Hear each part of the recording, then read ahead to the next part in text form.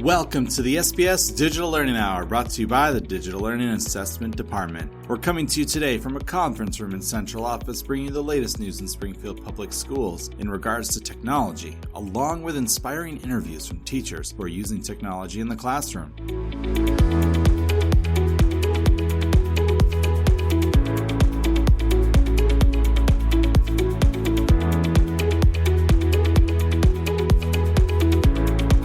Thanks for joining us today. I'm your host, Mike Thomas, the Bearded Tech Ed guy. You can find me out on all the social medias at Bearded Tech Ed, or you can go to my website, beardedtechedguy.com. And this podcast, while it is also there, is also on the My SBS page, and it is available anywhere where you listen to podcasts, including iTunes, Spotify, Stitcher. So just a couple of quick announcements.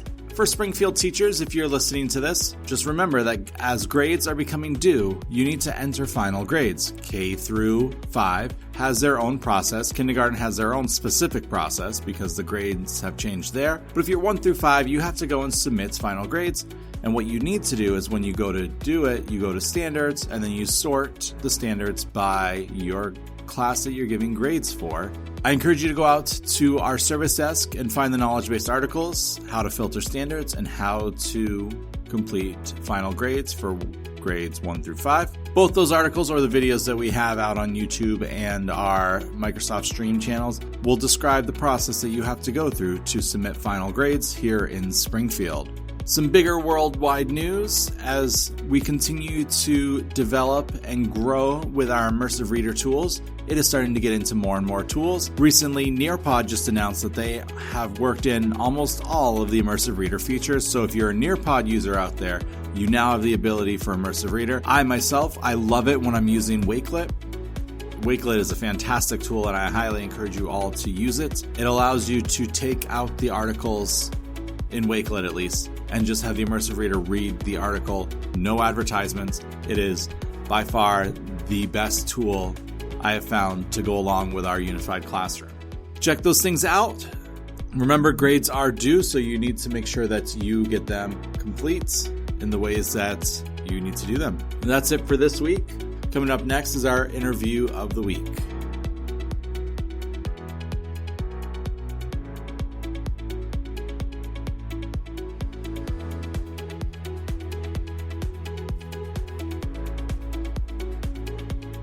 For this week's interview of the week, I sat down with Sarah Tobias from the High School of Science and Technology, otherwise known as SciTech here in Springfield, and we got to talking about all the things that she is doing in her classroom and the ways that she's using technology authentically in the classroom. So check it out.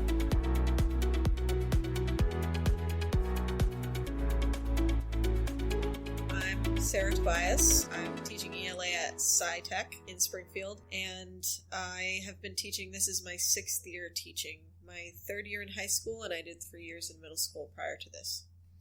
All right, so first question I have to ask, since you're split, middle school, high school, which one did you prefer, or do you prefer? I definitely prefer high school. I find it a lot more engaging for myself to be able to have more in-depth conversations with students. They are much more open to sharing and have a lot more deeper understandings of things, and they can contribute a lot more. So it's a lot more fun for me learning their viewpoints on things. So I definitely prefer high school. Awesome. Early years of teaching, you were teaching middle school. What kind of technology did you have access to in the classroom? So I had some, but not much. Projector, my computer. We had some student computer use, but we didn't have like a dedicated cart, so we didn't have one-to-one or anything like that. I would try to incorporate it as much as I can, but without, the students having continuous access, it was a bit of a difficulty. I was also part of the SEI program, so we didn't necessarily have, as much as other areas in terms of technological supplies. And for our listeners who don't know, SEI is Sheltered English... Immersion. Yes. So I taught English for speakers of other languages in the Sheltered English Immersion program at Kylie for 3 years. So I was supposed to be teaching Read 180, but I ended up switching to ESL. So, yeah, it was definitely a different kind of an experience. And so was a lot of that due to just trying to think of the right word here, just the student body that you guys had in front of you at that time? Yes and no. I mean, primarily, yes, I don't speak really, I'm not fluent in other languages, especially I wasn't fluent in Spanish, which is the primary language of my students. And so there was that barrier. I wasn't initially licensed in ESL. I had an English license, so I worked through gaining my license in my first year. So I was kind of working through familiarizing myself with, the students, the type of work that they were supposed to be doing, my understanding of the content. It was a bit of a struggle because I was mostly familiar with English, and ESL covers all 4 subjects. So kind of being able to give some kind of content knowledge for things that, I'm not an expert in necessarily was a bit of a struggle. But also just in terms of I was the only ESL teacher in the building. So unlike English or most other subjects, I was completely on an island. Other people weren't familiar with the content. I wasn't really getting activities or anything from anybody else because no one else was teaching what I was teaching. The administration wasn't particularly familiar with the curriculum either. So the majority of my resources came from outside of the building if I was getting really much at all. So it was interesting to kind of work through as a newbie teacher, trying to develop that curriculum. Yeah, that does definitely sound difficult. And thinking about, if you had more access to technology at the time, how do you think that would have changed, the way that you would have done your classroom? So it would have definitely helped a lot because I had multiple levels of proficiency within the same room. So it's levels 1 through 5 that I was teaching, but I would have 3 levels within the same classroom. And the difference between a level 1 and a level 3 is vast. Being able to have technology would allow me to differentiate a lot easier because if I had what I have now, then I would be able to give different assignments very easily through the system. I would be able to let them see different content. I would be able to group them using technology. And so just kind of make that whole process a lot easier, whereas everything would have had to be done by hand. I would have had to keep track of different paperwork and everything like that at that time. So, all right, so let's jump ahead now. We are at SciTech. You've been here for a few years using technology in the classroom. It sounds like some of the things that you were just talking about with what you would have been doing if you had the access to it. Are you doing that kind of stuff now with your class? Yes, so I really like the different features that I have in Unified Classroom and that I have with just having kids having one-to-one laptop use because, I am able to say, okay, well, I can assign different assignments to different groups. So my standard class receives a different assignment than my honors class, or they receive really the same thing but with a little bit of a variant.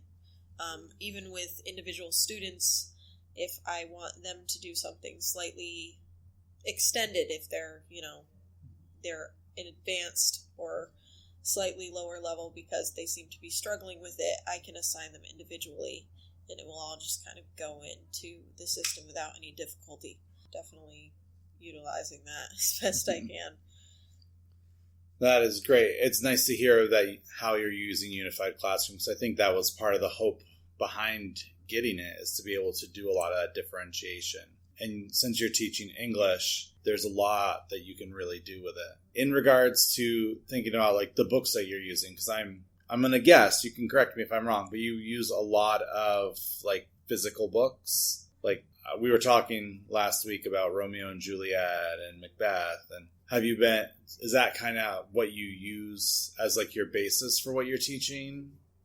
Yeah, so we have our primary novel, which right now is Animal Farm, which we have, a limited number of physical copies, and it's not exactly the easiest thing to get more copies.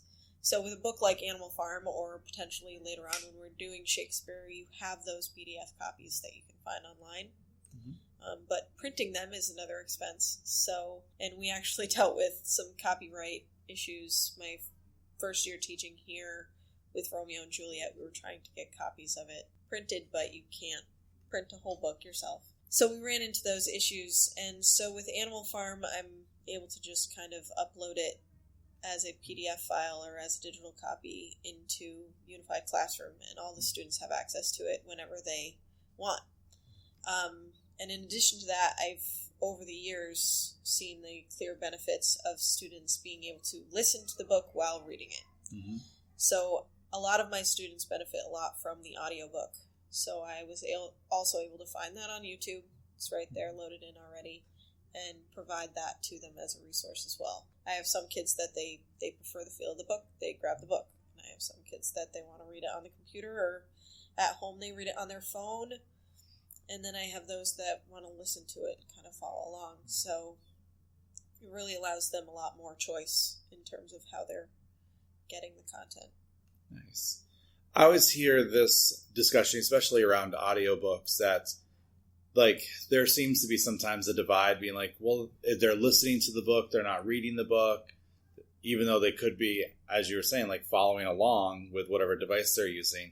How do you kind of balance that use of audiobooks versus like the physical copies or the paper copies? Or I support the use of audiobooks. I think that the students really enjoy it, and I think that it helps with their comprehension. Obviously, they're not able to listen to texts for their tests and things, so I usually use, for supporting texts, I don't provide an audiobooks. There are other more minor texts that I don't provide an audiobook for, so they are having to do that actual reading. But I think that they did a study relatively recently that kind of showed that audiobooks kind of activate as much of your mind as actually reading a book. Not necessarily the same areas, but still the same amount, and it's still activating your imagination and your comprehension skills. And all the students, they have to answer the same questions. They still have to do the same activities, whether they're listening or reading. So there are ups and downs to either one, and they're just kind of choosing which one they prefer. Because a physical copy, you can flip through to find an answer, whereas an audiobook is a lot more difficult because you don't know where to look in it. So you kind of have to listen through. You have to listen through the whole thing in order to find the answers you're looking for. You can't skim an audiobook. So I think that there are definite benefits to it as well. So, I mean, I know that a lot of teachers don't like to use the audiobooks for the reason that you can't get read to for the MCAS. But in terms of, our day-to-day class, I want them to increase their comprehension skills, and then we'll work on, that actual reading part with some more minor texts. Mm-hmm. Yeah, I think also for at home with my 6 and my 3-year-old, they love audiobooks. Sunday, one of them just sat in his room and listened to an entire Hardy's Boy book while he was playing with his Legos, and then came out and told me all about it and was super excited about some of the things that happen in the book that he wants to do. And I had to remind him that he's 6 years old and we're not going hunting tomorrow.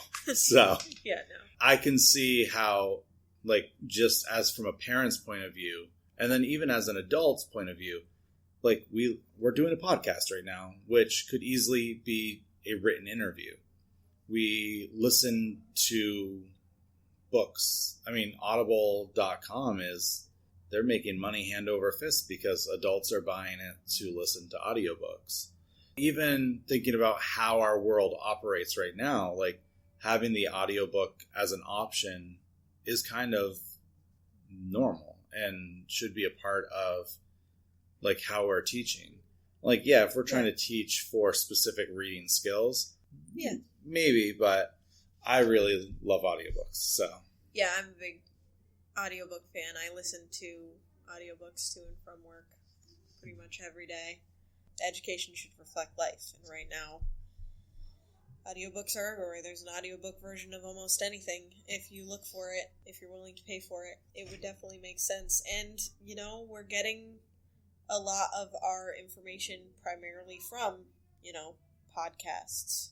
I mean, not very many people necessarily read through the news, but they're listening to it, or they're getting a podcast about it, or even learning a language. You can learn a language through a podcast now.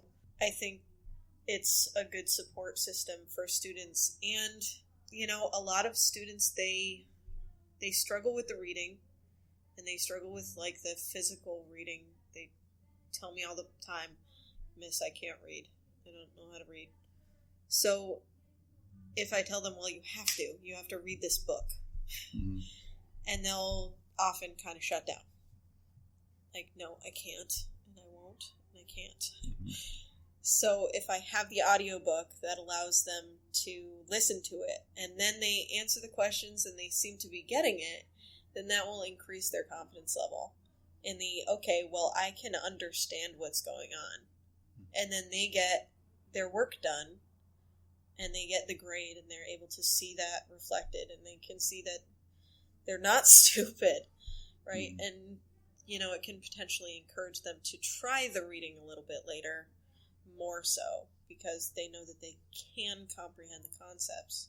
Mm-hmm. Maybe they just struggled with the reading part of it.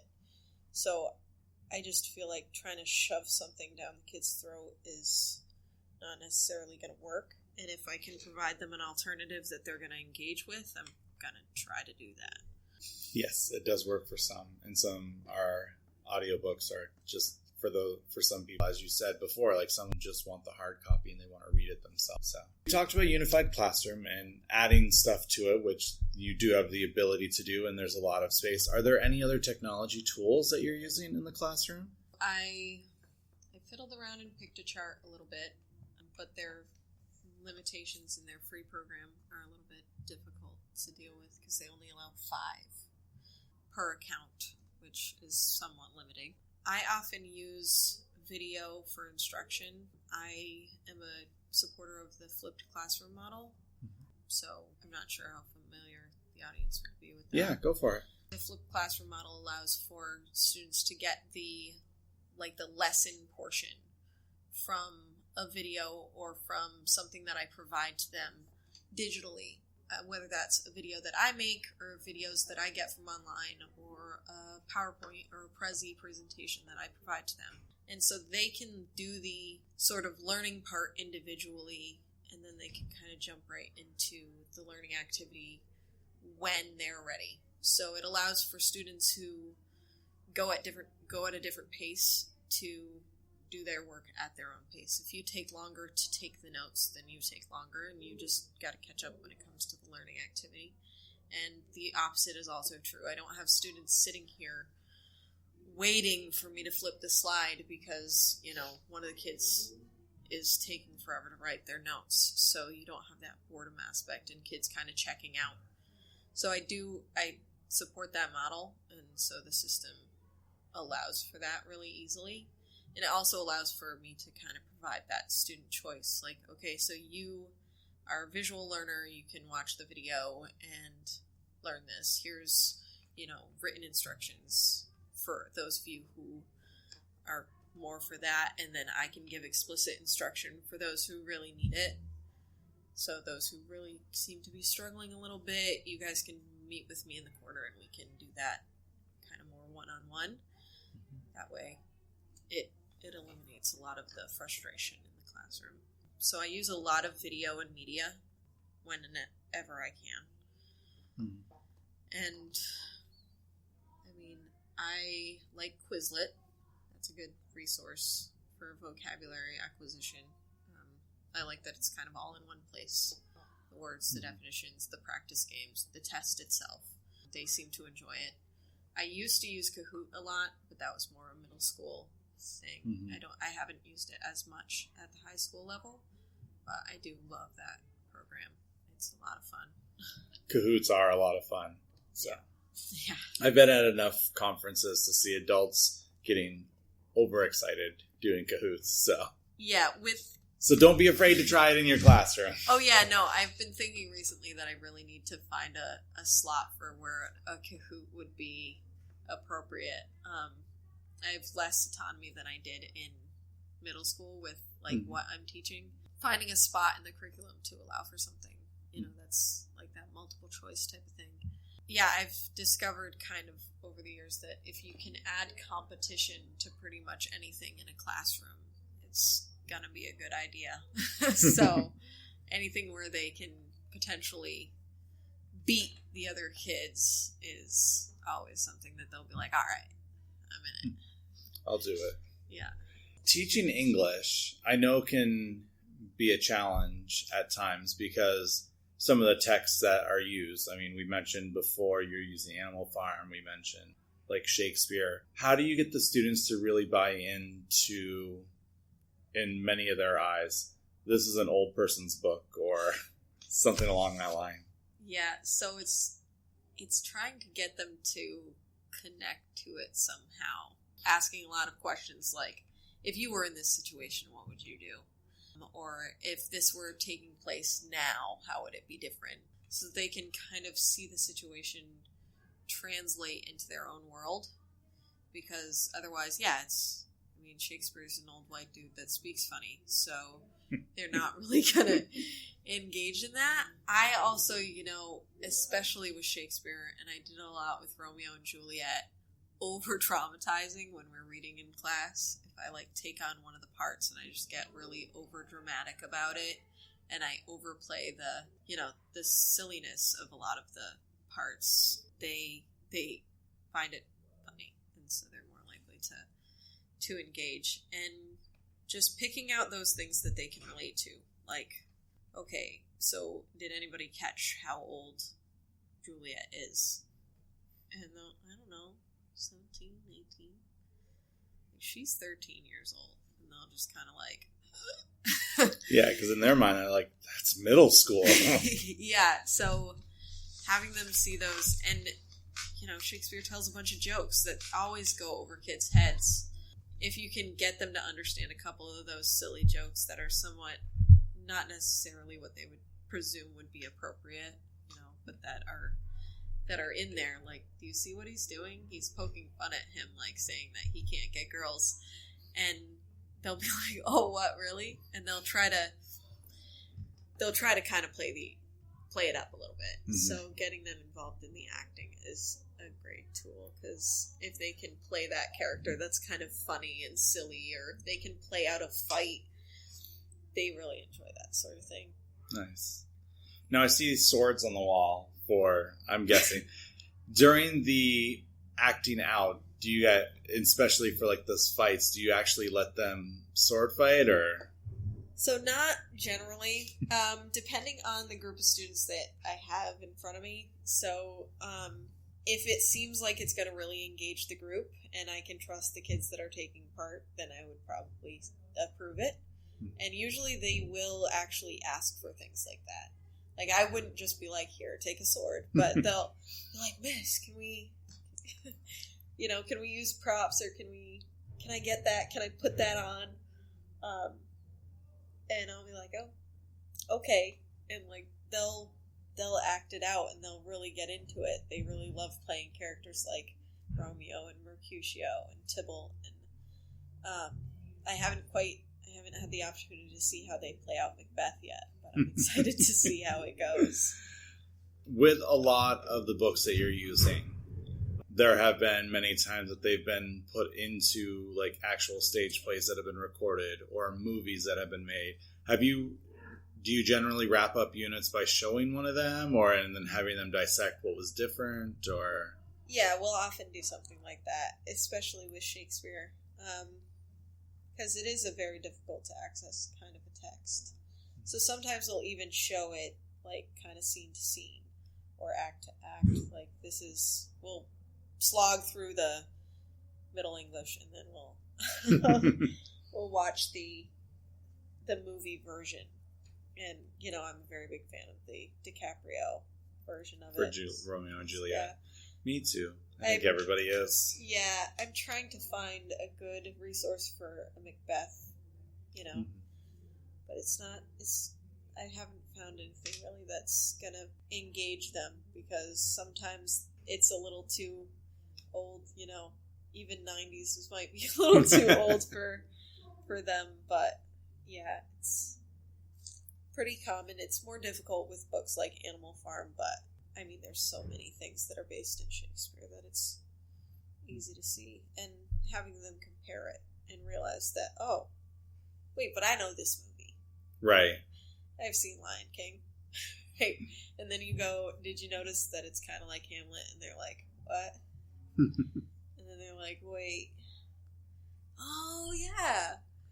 And kind of getting them to that point is really fun. Nice. Yeah, I would definitely, if I was doing Hamlet, I would be showing Lion King. 100%. So.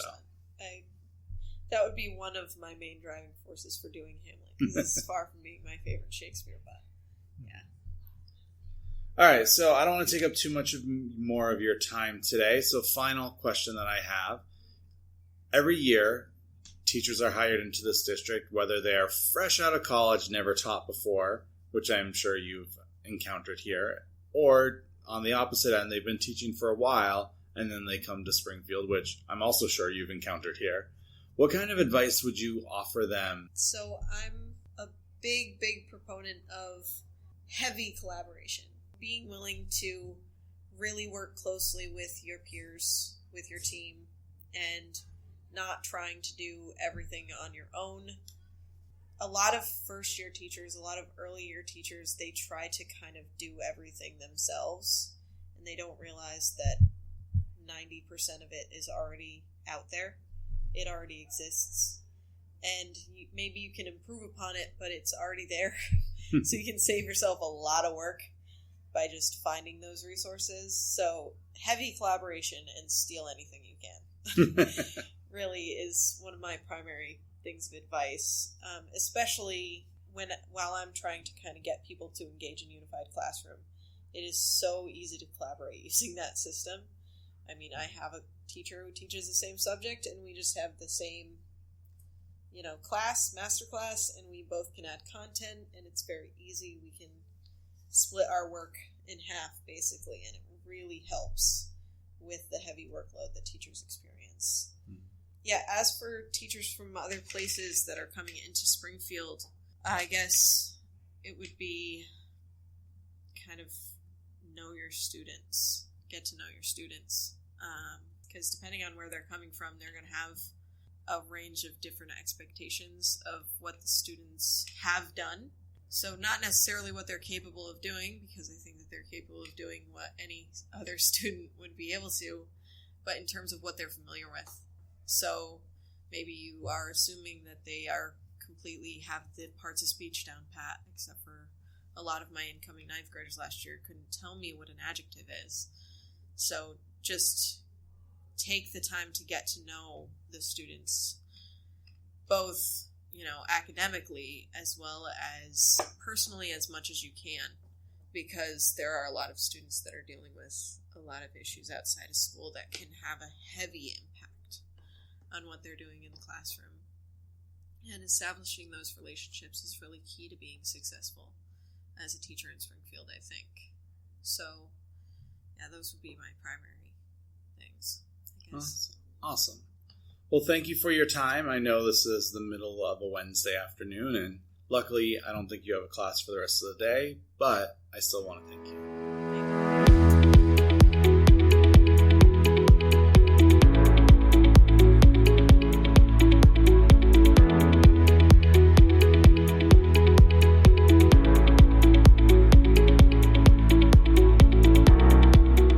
Thank you again, Sarah, for sitting down with me and discussing all things about your classroom and the things you've done. One of the things I found really interesting and very insightful is many years ago when Sarah was teaching SEI over at Kylie, how much technology could have helped if it was around. And now that it is, I imagine the things that she's doing in her classroom then would be even more powerful today. So that's kind of a good thing to look at and see. I love one of the quotes that I'm definitely taking away, and I'm probably going to use it for next week on the quotes that I post out on Monday for Monday Motivational, is education should reflect life.